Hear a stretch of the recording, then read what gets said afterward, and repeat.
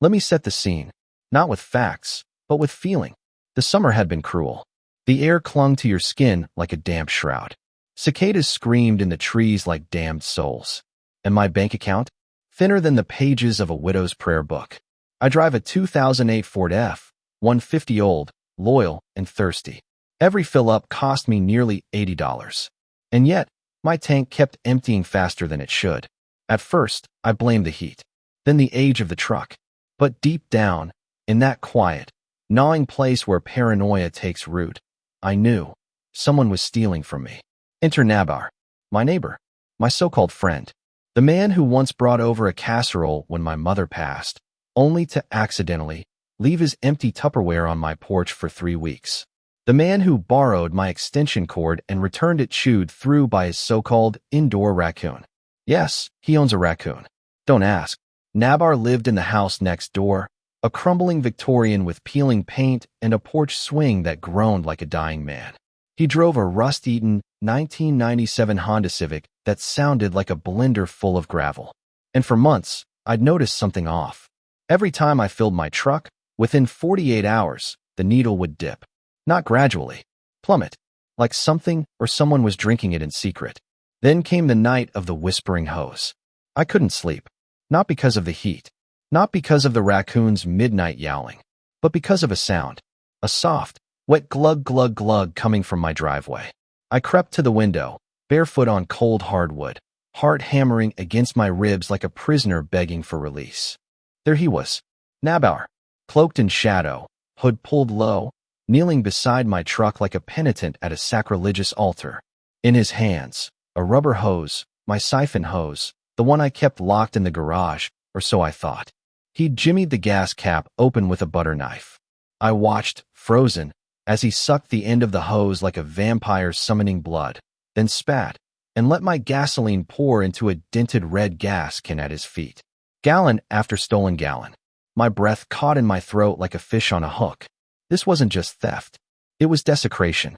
My truck, my lifeline to work, to groceries, to dignity, was being violated in the dead of night by the man who smiled at me over the fence every Sunday. I wanted to scream, to drag him into the street and make the whole block witness his shame. But something darker stirred inside me. Something ancient. Something sweet. Because I remembered a story my grandfather once told me, voice low over bourbon. Son, if a man steals your fuel, don't call the law. Pour sugar in his tank. It dissolves slow, then hardens in the engine like a tumor. His car'll choke, sputter, die, and he'll never know why. At the time, I thought it was just old man folklore. Now, it felt like prophecy. I waited 2 more nights. Watched him do it again. Same time, same hose, same greedy slurp of my livelihood. On the 3rd night, I acted. I didn't sleep. I brewed black coffee thick as tar and sat in the dark, staring at neighbor's house like a sentinel. At 2:17 a.m., his porch light flickered off. His front door creaked open. He crept toward his Civic, keys jingling like death chimes.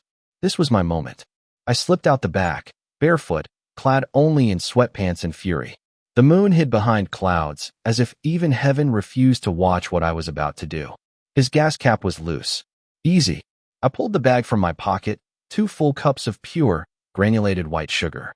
The kind you use for angel food cake. The kind that sparkles like innocence. I poured it in. Slowly, reverently, each grain falling like a tiny judgment from God. It made no sound, no splash, just a soft, whispering as it vanished into the abyss of his fuel tank. I stepped back into the shadows just as he turned around, squinting into the dark. Hello, he called, voice thin with paranoia. I didn't answer. I let the night swallow me whole. The reckoning came at dawn. I was sipping coffee by the window when I heard it, the Civic's engine coughing like a consumptive ghost. Then a sputter, a wheeze, a final, shuddering clunk. Smoke, thick, black, and bitter, coiled from beneath the hood like the breath of a dying dragon. Nabar jumped out, slamming the door so hard the side mirror cracked. He kicked the tire, then the fender. Then he dropped to his knees in the street, pounding the asphalt with both fists, screaming, "Why? What did I do to deserve this?" Oh, the irony nearly made me laugh. But I stayed silent. A phantom in my own home. 10 minutes later, he was at my door. Not knocking. Pounding. like the devil demanding entry. I opened it just enough to see his face, sweat slicked, eyes bloodshot, hair wild like Medusa's snakes. You, he spat. You sabotaged my car. I know it was you. I tilted my head, feigning innocence. Your car broke down? That's awful. Maybe you should have used better gas. Don't play dumb, he snarled, stepping forward. I saw you last night, lurking like a ghoul. And I saw you, I said, voice dropping to a whisper, kneeling by my truck like a grave robber, stealing what wasn't yours. Twice. His face went slack. The color drained from his cheeks like water from a punctured bucket. You wouldn't, he stammered. I did. Silence. Heavy. Final. Then, in a voice cracked with despair, do you know how much it costs to flush a fuel system? To replace injectors? 2. I know exactly how much, I said, because I've been paying for your gas for weeks. He stumbled back, clutching his chest like I'd stabbed him. Now, the neighborhood is split. Mrs. Henderson from across the street left a casserole on my porch with a note. Justice, served cold and sweet. But the HOA president, a man who once fined me $50 for leaving a rake out too long, sent a certified letter accusing me of malicious tampering and endangering community harmony. Nabar hasn't spoken to me since. His Civic sits under a tarp, a monument to his greed. He takes the bus now, walks with his head down, avoids my gaze like I'm Medusa herself.